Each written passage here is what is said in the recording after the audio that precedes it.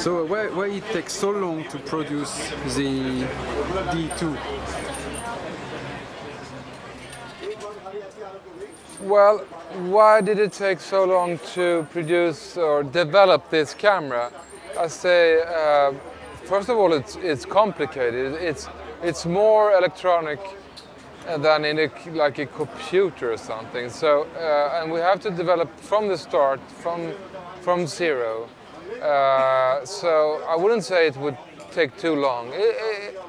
It's a lot of people working with it, and a lot of issues to be solved, and we want to have a nice image and so on. So we're finished with the product. We start producing now, but we will still develop it. So it's an ongoing process. And then we are a small camera company, very small, maybe the smallest camera company in the world.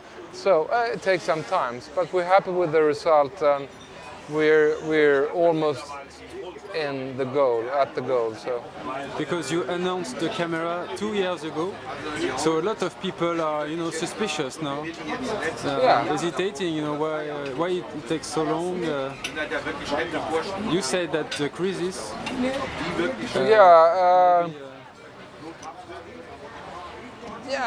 People are enthusiastic, and maybe you shouldn't announce something that's not completed, but we wanted to test the market as well. And then we have a recession last year, and Red has the same problem. They announce something and then they take it back, and when Sony announced something or Panasonic announced something, they could have that kind of backup. But when even a camera company big like Red or something, you have to adjust. If you're not satisfied with the product, you can't start selling it. So that's normal. And it's from everything. When you have a dinner, sometimes you're delayed. When you build a power plant, sometimes it's delayed. It's normal. Okay. But people are suspicious. Maybe not, but they should be suspicious. I mean, they should check out the product if the product is right for them, and they should use it. But. So when will it be available? We have a list of people who pre-ordered, and the first of the list will be delivered in the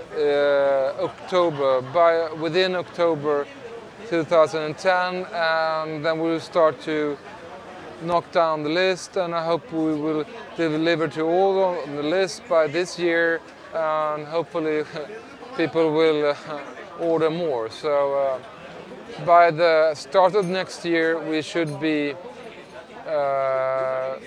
ready to deliver on a day-to-day basis. Okay, so in October the first models are delivered. Yeah, and I think the first batch will be 25, and then we'll go 25 more, and after that maybe we will manufacture 100 or something like that. So by the next year, hopefully we will put out a good amount of cameras.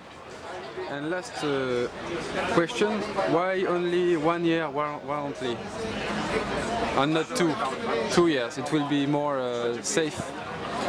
People will be more, I don't know. So it's a kind of protection because you're a small company, and I imagine people buy your camera and suddenly it doesn't work anymore, and I imagine you have to pay a lot to fix that. So 1 year is short. Okay. 1 year warranty. Why we have that? That's like the global, the must. It's a standard, but I could say if we need to change that, there's no reason for that. So if the customer in France used to 2 years, no problem. I change it now. No. This is a tool that is supposed to work for the customers years and years and years. And even not, we can change the sensor. So we have different. This sensor comes from Kodak, and it's part of the sensor family. So if Kodak puts out a new sensor, which is better than this one, we offer to change the sensor for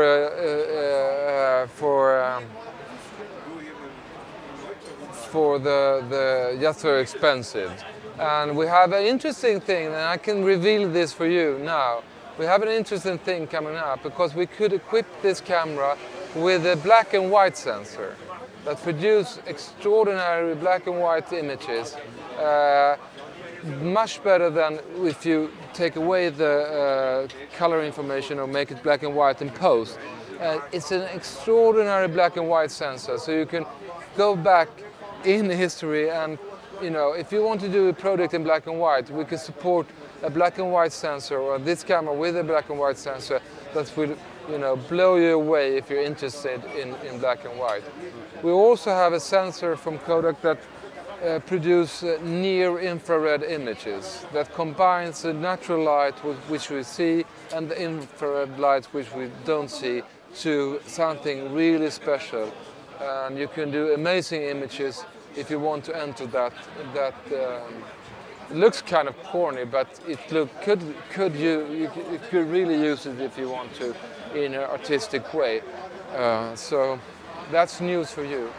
There will be a black and white, uncompressed, raw, digital film camera available next year. Next year? Okay. This size, the smaller size? Same size. Same size. Same just size. the sensor? Yeah, same size sensor, same camera, but amazing black and white images. Okay. I'm not expecting to sell a lot of this camera, but I'm expecting that people, you know, really appreciate that we make an effort to produce images that could be used in an artistic way. And we really acknowledge that people want different images for different projects. And to me, since the output of images and distribution of images is everywhere and so different, you know, you see moving images not only in cinemas and television, but in your mobile device and in your tram or in your car or whatever. I think there will be more tools to produce those images. I think it's important that not only big companies produce cameras, that small companies produce. It's like musical instrument.